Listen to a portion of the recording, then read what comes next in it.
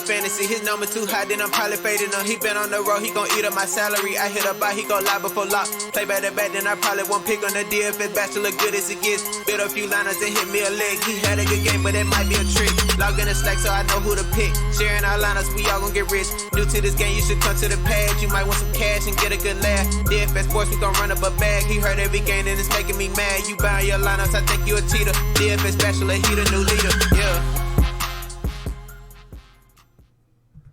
Good morning, everyone. Welcome back to the Bachelor Pad. I, of course, am your host of DFS Bachelor, and we are going to go over our Fanduel and Draftkings NBA slate for Wednesday, February 26th. It is a 9-game slate, so we've got an early top 4, top 5 at each position, here 9 hours, before lock. First things first, maybe.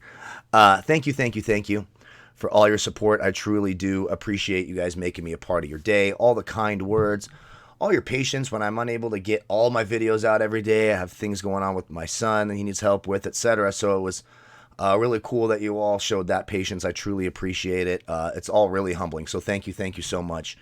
Cheers to you all. Seriously, thank you. If you are new to the channel, welcome to the team. Be sure to hit subscribe down below, get access to all of our content. Right after this video comes out, I'll be working on the Fantasy Draft NBA video for the day, our quick core 5 there, XFL, etc. Lots and lots of stuff. Hit subscribe down below. I really do appreciate that. Also, by liking the video, subscribing to the channel, and leaving a comment in the comment section, you qualify for our weekly $25 PayPal giveaway. That is sponsored by Draft Dashboard. We announce that winner every Monday morning. Draft Dashboard, where we're going over projected ownerships, points, value, points per minute, points per dollar, hit percentage, history versus opponent, pace, DVP, all the research you need to make quality lineups for every major sport. You can get access to this tool, the cheat sheet, etc., and my player pool simply by clicking that link in the video description below. You can try Draft Dashboard for 30 days for $1. And also, don't forget to check out Overlay DFS. Overlay, I won $200 off $20 last night on Overlay DFS. A lot of fun. You just pick head-to-head matchups. You don't have to be perfect. I think I went 9-3 and turned $22 into $180. I think I went 8-4 in the other one, turned $2.50 into $18. So what? $24 into $198. Sign me up for that. Overlay DFS is a lot of fun. The sweat's a lot of fun. You can download their app in the Apple iTunes Store, or if you're an Android user, go to their website, overlaydfs.com. You can download the app there. Be sure to contact them with your first deposit so you can take advantage of their 50% deposit match as well. First deposit match as well. Overlay DFS, a lot of fun. Won me $200 last night. I just cashed out this morning. It's cool. It's just something different. It's just a different sweat. Kind of takes your mind out of the Fanduel DraftKings realm of fucking insanity and 700 points that you need to score and shit nowadays. Did have a lot of fun, so be sure to check out Overlay DFS. Also, don't forget to comment with your Fantasy Draft username. Qualify for that drawing on Friday. If you do not have a Fantasy Draft account, go to fantasydraft.com, enter promo code DFS Bachelor, create your account absolutely free, comment with your Fantasy Draft username in the comment section, and you could win a free entry on Friday. So, there's all the house cleaning. Let's jump right into it here at point guard. Don't forget, it's a crazy time of the NBA year, man. So follow someone on Twitter. If you're not following me, follow someone. Get that information. There's going to be a lot of moving parts these days with tanking, teams clinching playoff berths. Rotations are going to be weird. G League players are going to be called up. Fucking aliens might be playing. It's just crazy shit always happening. Title of your sex tape. And be sure to check all that out. So there is that. Let's get right into it. So Elfrid Payton remains probable, and Frank Ntilikina ruled out. So still a little bit of value for Dennis Smith. There's not a lot of great value on the slate, and DraftKings pricing is really tight today. I will say that. So let's get started up here. Russell Westbrook is back. He should play. Paced up game against Memphis, no issue with that. But I do like Luka Doncic. 10K on FanDuel, 10-3 on DraftKings. San Antonio 24th against opposing point guards. He has a 68 and a 48 in his last 2 games against the Spurs. I do like Luka tonight. Next, Spencer Dinwiddie against Washington. Washington allows the 4th most fantasy points in the league to opposing point guards. 7-1 on FanDuel, 8K on DraftKings. Obviously no Kyrie Irving. In 3 of his last 4 against Washington, a 50, a 40, and a 38. You can give me some Spencer Dinwiddie tonight. That's what he said. Next, Markelle Fultz, 5'6" on FanDuel, 5'9" on DraftKings. Atlanta, 23rd against opposing point guards. Put up a 35 his last time out. Paced up game. Bad Atlanta defense. They struggle in the backcourt, and it's big time paced up for Orlando. Should be extra possessions, opportunities, etc. for Markelle Fultz, who does have some triple-double upside. Now, for value at point guard, it's tough. Patrick Beverley only played 19 minutes in his first game back. Part of that could have been a minutes restriction because he was returning, obviously, from that groin injury. But also, there was the blowout nature of that game. I think that factored into it more heavily. He still played 19 minutes. There is Reggie Jackson there now, which is going to hurt him a little bit. But he's 4-5 on FanDuel, 3-9 on DraftKings. Typically, Doc Rivers is not one to put players on minutes restrictions. If you remember a few years back with Blake Griffin would have a knee injury, come back and play 40 minutes that first game back. 26th against point guards, Phoenix is. I think Patrick Beverley could be an interesting tournament dart throw, as is Shabazz Napier, coming off his best game as a Washington Wizard, facing his former team, sort of. He had a couple cups of coffee with Brooklyn. 4-3 on FanDuel, 4-7 on DraftKings. Brooklyn 25th against opposing point guards. He did put up a 42 his last time out against Brooklyn, a 46 in his last game in 36 minutes. You hope those minutes continue to climb like that for Shabazz Napier. He could be a cheap, interesting tournament play as well. Shake Milton, JJ Barea could see some work. If for some reason D'Angelo Russell sits out again, you just never know. Jordan McLaughlin would be there, some Reggie Jackson. It's murky at best down there in Value Town for point guards. Let's go to shooting guards. At shooting guards, James Harden, 11-7 on FanDuel, 11-3 on DraftKings. Memphis 19th against opposing shooting guards. All James Harden's done in his last 5 games against Memphis, a 72, a 75, an 86, a 68, a 59. I mean, need I say more? Now, Westbrook is back, which is going to cut into that usage a little bit, but still you got to love James Harden and the upside tonight. Next, Bradley Beal, 9-4 on FanDuel, 9-7 on DraftKings. Now, Brooklyn is pretty good against shooting guards. They struggle against point guards, pretty good against shooting guards. They're second in the league against opposing shooting guards. But if you look at his last 3 against Brooklyn's, 46, 44, and a 60 his last time out, Bradley Beal has some upside. Could be a nice pivot down from James Harden in a slate without a ton of value. You may have to find yourself trying to go a more balanced approach. So certainly Bradley Beal is under consideration. Next, he sat out yesterday's game for rest purposes. Should be back tonight. Devontae Graham, 5-9 on FanDuel, 6-7 on DraftKings. It is a back-to-back for Charlotte, but not for Devontae Graham. The Knicks 20th against opposing shooting guards, 32 and a 17 his last 2 against New York, but we know that he is going to be the featured player in that offense. Bottom line. He's a terrible defender, but he's a pretty good young offensive player. Against a bad Knicks team, you could sign me up for some Devontae Graham. I have got to stop saying you can sign me up for it. Just got to do it. I'm going to work hard on it. Next, even though it is a back-to-back, there's still no Kemba Walker. I think Marcus Smart, 5-7 on FanDuel, 6-2 on DraftKings. Utah only 18th against opposing shooting guards. 37, 27, 24, and 3 of his last 4 against Utah. More importantly, without Kemba Walker, he's got 50-point upside. I do like Marcus Smart as well tonight. And for some value, guy's risky. This guy's super risky, but I do like the matchup. He seems to like the matchup more importantly. Dylan Brooks is 4-1 on FanDuel, 4-7 on DraftKings. Houston is allowing the 3rd most fantasy points in the league to opposing shooting guards. He put up a 42 and a 35 in his last 2 games against Houston. He's a boom or bust type player. He can absolutely go off for 50 or he can shit the bed and get you 9. That's just what he does.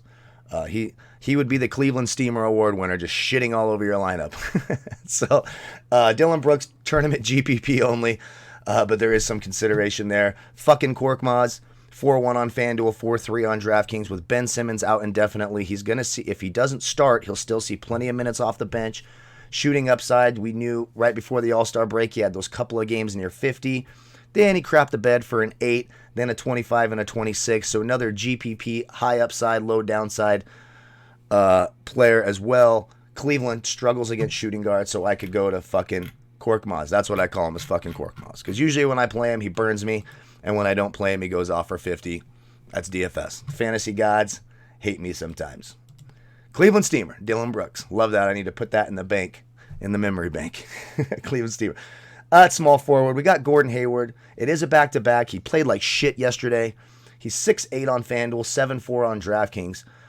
More importantly, Utah is good defensively against small forwards, 6th in the league. But this is a little bit of a revenge game for Gordon Hayward back in Utah. I think there's some extra motivation there. I think Gordon Hayward, especially after crapping all over our lineups last night, be lower owned, goes off tonight. You're dancing to the money. I like that. Next, Tobias Harris. Dude went from doubtful to playing and then to playing really well, putting up a 44 in 35 minutes. So apparently that knee injury wasn't that bad. He is 6'6 on FanDuel, 7'5 on DraftKings. Cleveland 22nd against opposing small forwards. No Ben Simmons, extra usage for Tobias Harris. 15 of 22 in his last two against Cleveland. We're hoping more for that 50 mark. I would venture to say he gets more than 22.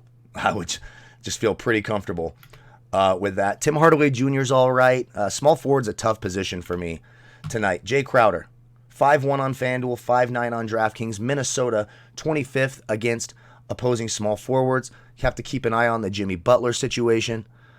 If he misses, he's been out the last couple of games for personal reasons. You know, the ultra-competitive Jimmy Butler.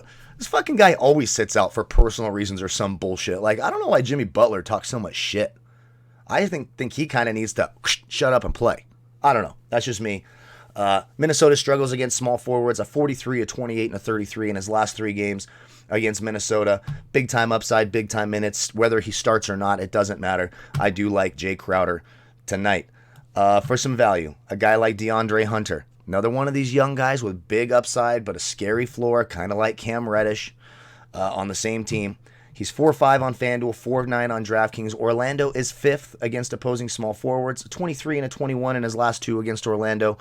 More importantly, his last three games, a 29, a 29, and a 31. He's got some 40-point upside, so DeAndre Hunter for some value as well.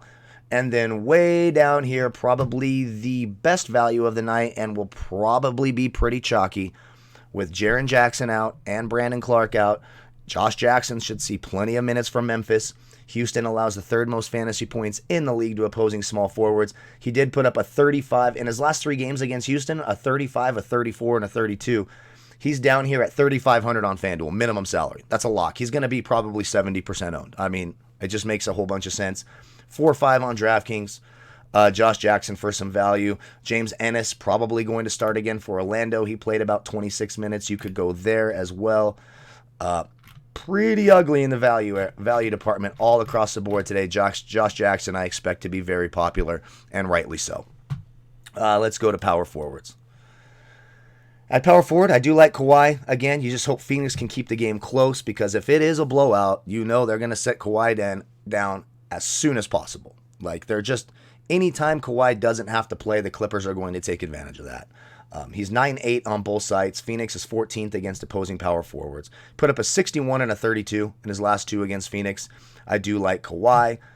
Bam Adebayo against Minnesota. No Karl Anthony Towns makes his life a little bit easier on the defensive end. Unfortunately, no Karl Anthony Towns actually makes Minnesota a much better defensive team. When Karl Anthony Towns is on the court, they are one of the worst defensive fives in terms of net rating for defense ever. Amin Elhassan has a really interesting take on that, and he talks about it. If you look at the first half of the year, take their top four lineups, and just swap out Karl Anthony Towns for Georgie Dieng when he was with Minnesota, they go from, with Georgie Dieng, a top 10 net rating defense, to worst in the league. That tells you how shitty of a defender Karl Anthony Towns is. But Bam doesn't have to compete with him on the defensive end. No silly fouls.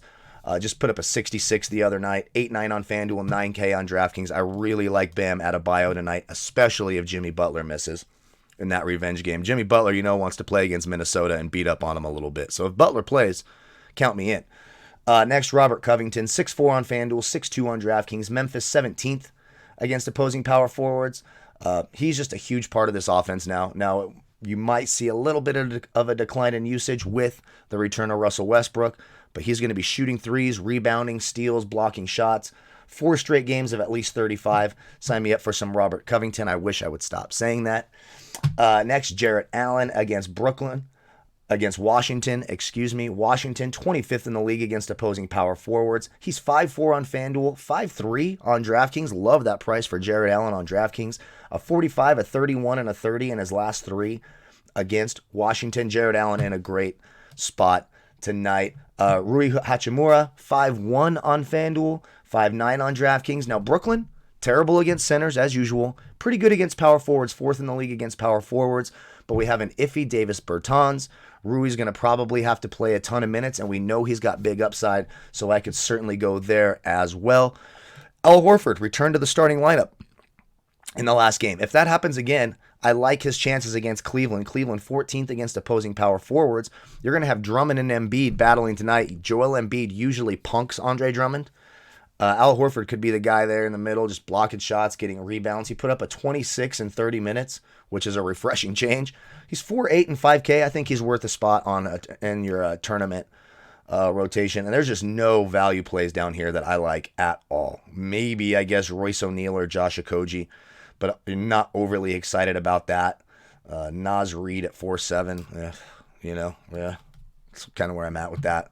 If he was about 800 cheaper, I'd be a little bit more interested. At center, Joel Embiid, 10-2 on FanDuel, 10-5 on DraftKings. Cleveland is 16th against opposing centers, 59, 56, 26 in 2 of his last 3 against Cleveland. More importantly, Andre Drummond's on Cleveland, and like I said, Joel Embiid loves to punk Andre Drummond. Joel Embiid should be in line for a big game tonight. No Ben Simmons, we know that, so I could certainly go to Embiid. A window licker the other night, Vucevic, 9-3 on FanDuel, 9-5 on DraftKings. Atlanta allows the 3rd most fantasy points in the league to opposing centers. A 51 and a 42 in his last 2 games against Atlanta. I could certainly go to Vooch.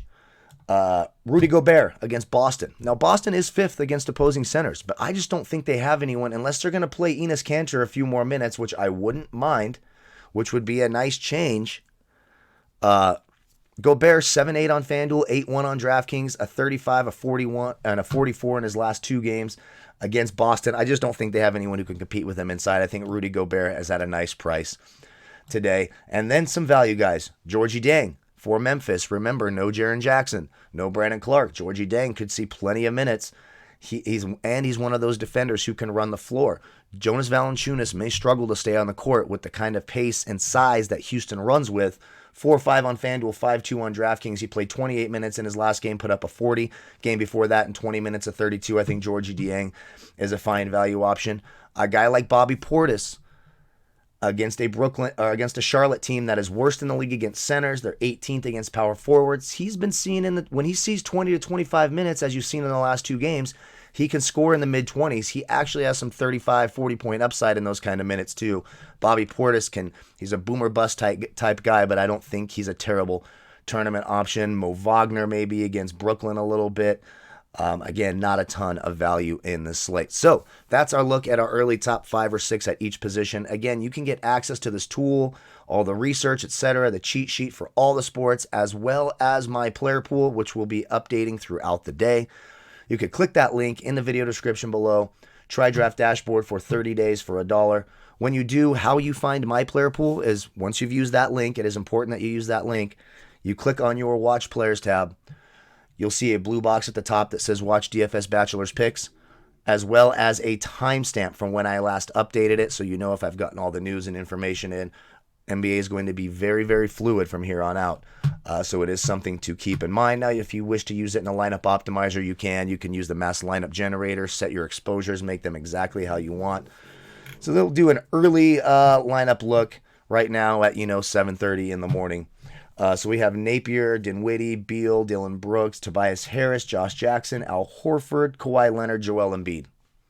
I think that's absolutely fine. I'll probably do some savings with Kawhi. We can go down here to a Jarrett Allen at 5,400. I think that is way too cheap. So then we can upgrade somewhere if you're not comfortable with Brooks, etc. Shabazz Napier. We can come all the way up, get like a Rubio at Markelle Fultz if we desire. Then we can upgrade from Al Horford to a John Collins, a Julius Randle, almost get a Bam Adebayo. If we want to play Bam, got to save a little bit at shooting guard. Can go to Russell, Jimmy Butler if he plays, Devin Booker. Lots of ways you could go there. I think that's really solid. Don't forget to check out the Cash Game Optimizer too, which has been really good for people. Let's go to DraftKings. So over here on DraftKings, Dinwiddie, James Harden, Dario Saric, that ain't happening. Al Horford, Jarrett Allen, Beverly, Dylan Brooks. You could see how difficult it is to pay up for a guy like James Harden, etc. If we're gonna make a James Harden lineup, we got to save. Let's try maybe a Devontae Graham right there. Let's move up from Dario Saric. We can get a DeAndre Hunter.